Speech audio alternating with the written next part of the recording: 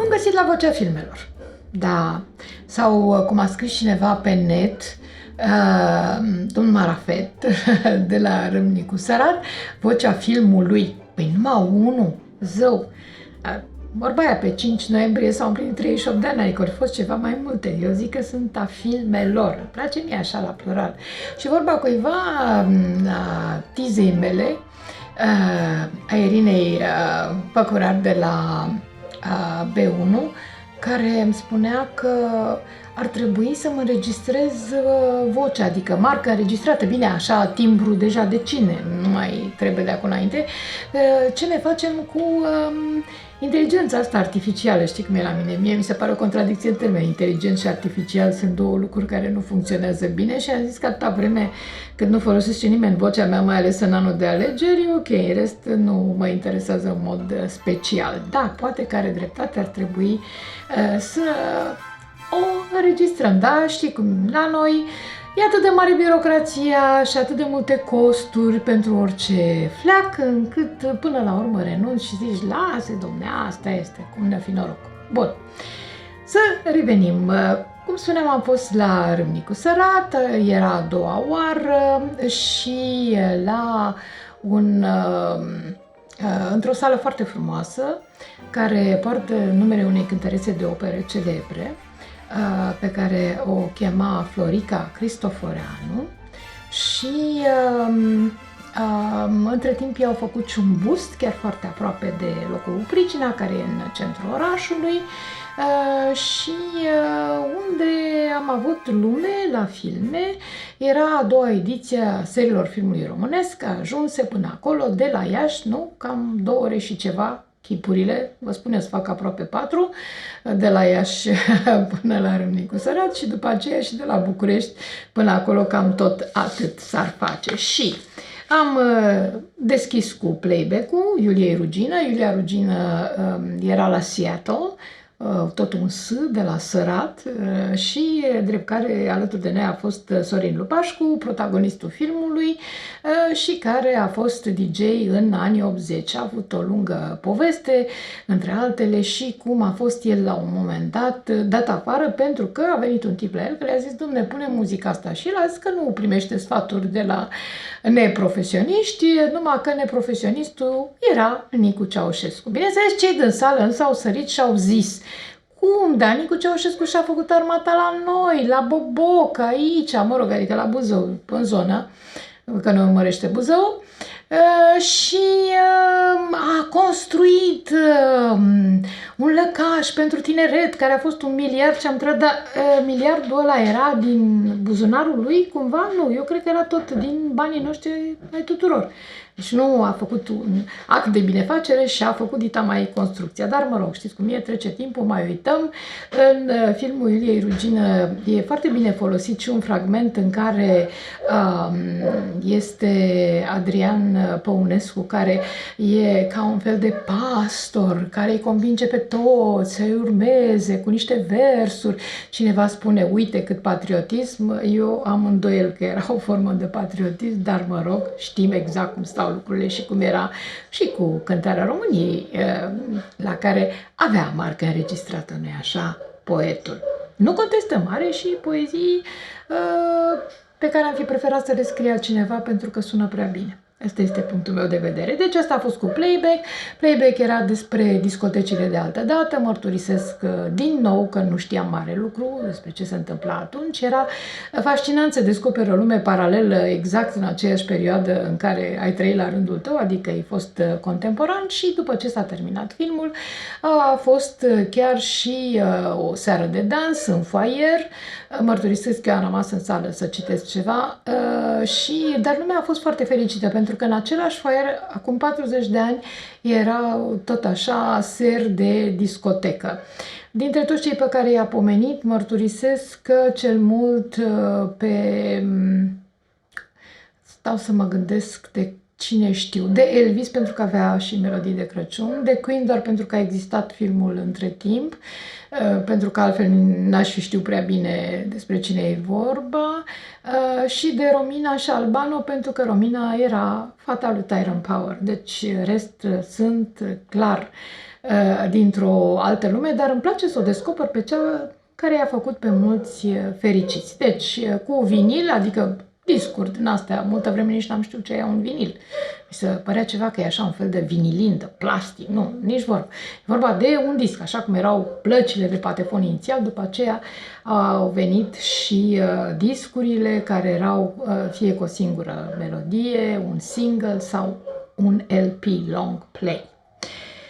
Deci după Retro Party, pe vinil, a doua zi 6,9 pe scara Richter, o ocazie de a revedea pe dragul nostru Teodor Corban, de care ne-am despărțit anul acesta, dar și doi actori tineri pe care îi iubim foarte mult, nu că nu le-am iubit pe Teo Corban, pe Maria Obretin și Laurențiu Bănescu, care Laurențiu Bănescu după aceea, a doua zi, apărea și în Libertate filmul lui Tudor Giurgiu, nu, în aceeași seară, chiar în aceeași seară. Deci primul era Luna e Calafir, 6,9 pe scara Richter, vorba eram aproape de Vrancea, unde chiar în dimineața cu pricina se anunțase un mic cutremur, din fericire cât sunt mici nu contează. Apoi, Libertatea lui Tudor Giurgiu. Tudor Giurgiu, la rândul său, era în America. Iar noi aici, cu Nicodim Ungureanu și povești despre cât de complicat a fost să recreezi toată atmosfera Revoluției de la Sibiu, despre care nu știam mai nimic, până ce nu a făcut din nou. Ne-am reîntors la Nicu Ceaușescu, știm că acolo era el, nu se face nicio referire la el, ci doar la sediul partidului din Sibiu, Partidul Comunist Român, unicul pe perioada respectivă, ca să nu creăm tot felul de confuzii, la tot haosul creat cu bună știință și la întrebarea cine cu cine, armata cu miliția sau dimpotriva. Apoi, duminică dimineață, un Happy Feet 2 din 2011. Mărturisesc că nu-l văzusem decât pe Happy Feet 1, acum am constatat și eu, care a fost și dublat în românește și subtitrat, pentru cei care știau să citească. Erau mici diferențe între subtitrare și dublajul în românește, un dublaj cu actori și m-am amuzat pentru că copiii au zis, a zis tâmpit! Într-adevăr, se auzea, dar în subtitrare nu mai apărea tâmpit, apărea nesăbuit și alte lucruri, ceva mai puțin dure și m-am bucurat că înseamnă că cineva îi certa dacă se folosea cuvântul cu pricina. Deci stăm bine la râmnicul sărat. Apoi, Sosesc păsările călătoare, filmul lui Geo Saizescu, un film pe care l-am prezentat și la Iași pentru că mi-am dedicat Torei Vasilescu și era filmul pe care ea l-a ales, în mod special dintr-un lung șir de alte titluri și care a făcut mare plăcere, o călătorie în Delta, foarte puțin tributar anului 1984, deci la anul chiar să fac 40 de ani de când a fost făcut și chiar am apreciat faptul că la un moment dat se aduce la pat o ceașcă, o ceșcuță frumoasă, cu o pisicuță, nu știu ce, și Emil Hosu îi spune Torei Vasilescu, mi-a adus o cafeluță și când o gustă se strâmbă ușor și zice, e ceai. Da, pentru că în 84 deja era foarte greu să găsești un ceai și, pe de altă parte, am constatat că doctorița din film, care era foarte frumoasă, Rodica Mureșan, câștigă la loto o mașină, o Dacie, da, un bilet pe care îl vinde Jean Constantin, care e total nefericit că tocmai el care le vinde nu câștigă niciodată. Și asta m-a adus cu gândul, firește, la filmul lui Jude, cea mai fericită fată din lume, nu? Și acolo câștiga o mașină. Și cum, dacă stau să mă gândesc bine la Angela merge mai departe, văd că urmăresc mașinile oricum pe regizor și filmele de altă dată, nu știu dacă nu era tot așa o modalitate de a aduce vorba, imaginea la filmul lui Geo Saizescu de data asta, dar fără a preciza. Sau e simplă coincidență, știu, marile spirite se întâlnesc. După care, Visul, în avantpremieră, regia Cătălin Saizescu, pe 11 decembrie iese pe marile ecrane. Mergeți să-l vedeți, o comedie spumoasă, și cred așa ca o șampanie și nu ca un vin spumat. Nu? E o diferență, aș zice, între una și alta și apărând în decembrie, să știți că e și o poveste un pic de Crăciun, sigur că e și o formă de a face haz de necaz, niște actori absolut extraordinari, Vlad Dogigan, Silviu Mircescu, Șerban Lupu, Ștefan Lupu, care este formidabil, știți, directorul de la Teatru Mic și care face un rol de neuitat și, cum spuneam, apare în decembrie filmul, în ajun de sărbători, deci deja după Sfântul Nicolae, pe 11, și apare cam odată și cu Wonka, un alt film de numai bun de Crăciun, cel cu ciocolata, nu-i așa? Fabrica de ciocolată și cu Chalamet. O să vă placă la nebunie. Eu mărturisesc că de-abia aștept să îl revăd. Deci călătoria la Râmnicu Sărat a fost minunată și sper să mai ajungem acolo pentru că publicul e grozav și e foarte iubitor, generos. M-a impresionat faptul că în public se afla un domn care în mod normal nu venea în weekend la Râmnicu Sărat și a venit special să ne vadă filmele. Doamnele de acolo și-am primit niște flori minunate. Cuplul care se ocupă de câinii care salvează și cred că iarăși este un lucru care contează foarte mult. E un cuplu minunat pe care l-am descoperit acum câțiva ani și care în continuare merg prin școli și învață și pe elevi ce trebuie să faci ca să mai salvezi niște vieți. Și pentru că suntem într-o perioadă în asta, am văzut că vin și niște căței extraterestri, un desen animat, dar am fost și la un adăpost de căței a doamnei Ioana Caseti, care este la Mogoșoaia, are peste 100 de căței, știe pe toți cum îi cheamă, sunt drăguți foc și e și o pisică, așa ca să nu se supere Mistic că am trădat-o, pentru că nu ar fi real. A fost o dimineață absolut fascinantă, însoțită de 3 copii, 2 băieți și o fetiță, care mi-au luat și interviuri.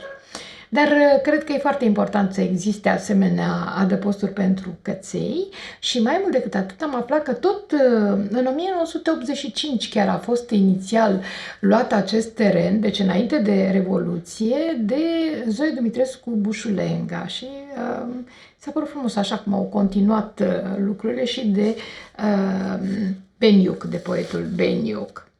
Apropo de poezie, de fapt de scriitori, Ana Maria Beligan a venit din Australia și își lansează romanul. Data viitoare o să vorbim despre el neapărat. Între timp s-a lansat și cartea lui Ion Moldovan, Gheorghe Dinică, Marele Singuratic, din care vă tot promit că am să vă citesc ceva și promit foarte solemn că am să o fac pentru că, într-adevăr, e un personaj la care ținem enorm, așa, și nu numai de la Filantropic încoace, ci așa per total pentru tot ceea ce a făcut și a reprezentat pentru viața noastră și continuă să reprezinte prin filmele care ne-au rămas, câteva înregistrări la televiziune și inclusiv teatrul radiofonic.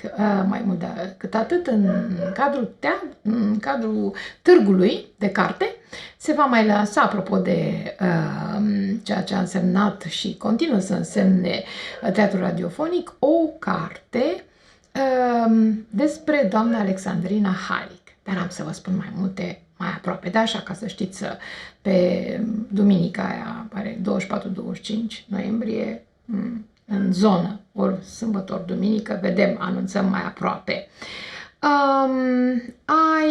Apoi, tot săptămâna asta se va mai lansa o carte a unei scriitoare francofone, canadiene.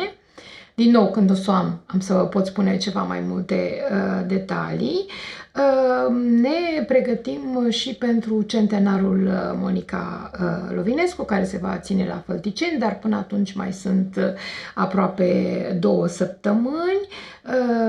La început de decembrie Dracula se mută la Timișoara, mi se pare normal, pentru că oricum e aproape de Lugoj, nu? De Bela Lugosi, așa că suntem în zonă. Cristi Puiu își lansează între timp filmul. Lumea continuă să-i spună MMXX, vă spun anul e 2020, știți, M-ul, nu e de la Misty, nu e de la Margareta, e de la 1000. Deci 2020 și XX nu e, nu așa, așa cum se mai citește câte o adresă pe GPS, așa, care e Caroli, nu? E Carol I, credeți-mă, nu e Caroli. Da, bun.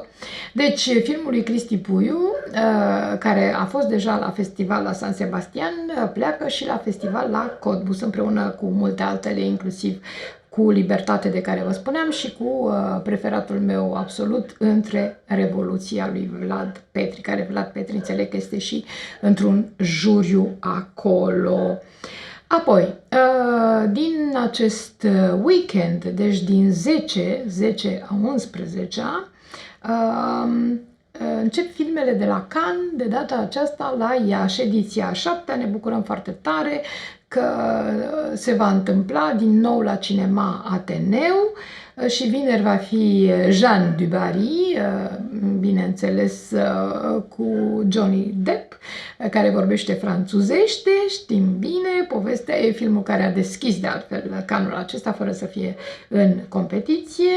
Apoi la ora 18 va fi Jeanne du Barry, iar la 20:30 Anatomy of a Fall, mă rog, l'anatomie d'une chute, că săracul este în franceză, titlul tradus unei prăbușiri. Continui să cred că este a unei căderi, că este un înger căzut, veți vedea filmul și veți descoperi, dar văd că le place asta cu fall, că după aia sâmbătă a devenit la ora 18 un film absolut extraordinar al lui Kaurismäki, Fallen Leaves, nu sunt frunze căzute, nu sunt frunze uscate, sunt les feuilles mortes, melodia celebră, Prévert, for goodness sake, nu? Ca să zic și eu pe englezește, ce Dumnezeu! Deci, și chiar în final, Les Feuilles Mortes e cântat în finlandeză. Hai să-l lăsăm în finlandeză, dacă nu merge altfel. Ok. Și sâmbătă de la 19:30, About Dry Grasses. De nou, vezi, ne-am dus iar la iarbă, nu mai suntem la frunze, suntem la iarbă. Este filmul lui Ceylan, care a luat premiul pentru interpretare feminină, o actriță absolut extraordinară și ierburile astea uscate, o să vedeți despre ce e vorba. Apoi, duminică de la ora 16, Sur l'Adamant, care este cel câștigătorul Ursului de Aur de anul acesta, de la ora 18, Only the River Flows. E un film care, din câte înțeleg, nu se apară în oraș, așa încât nu-l ratați, vine din Asia și este minunat. Iar la 20:30, Perfect Days. Deci se termină duminica perfect cu Perfect Days a lui Wim Wenders, care se întâmplă în Japonia. A luat pentru interpretare masculină actorul, care este absolut extraordinar. Deci dacă sunteți la Iași, nu ratați Le Film de Cannes, pentru că a fost așa o încercare teribilă să ducem la cap, la bun sfârșit. Știu, pe bunicul meu a enervat teribil expresia asta, acum că la bun sfârșit, adică să se termine cu bine, ca să nu mai zicem de la bun început, ca și cum, da, deci ca să ajungem cu filmele astea pe ecran, pe marele ecran de la Ateneu din Iași și îi mulțumim foarte mult domnului Andreea Preotesei, fără domnia sa nu am fi reușit să aducem toate filmele acolo și chiar ar fi fost păcat după atâția ani și lumea le așteaptă. E cea mai mare bucurie, îmi spunea o prietenă de la editura Polirom, că este bucuria ei înainte de sărbători. Da, e adevărat, e așa. Apoi vine decembrie, nu știm bine ce ne aduce, nu ne aduce Moș Crăciun, Moș Nicolae, dar filmele astea sosesc și cred că ne fac așa să ne simțim mai fericiți, măcar un pic, așa încât ne vedem la cinema și ar fi bine să ratați, pentru că vi le recomand din tot sufletul. Da, și mai ales din sufletul meu de cinefil adevărat. De-abia aștept să le revăd.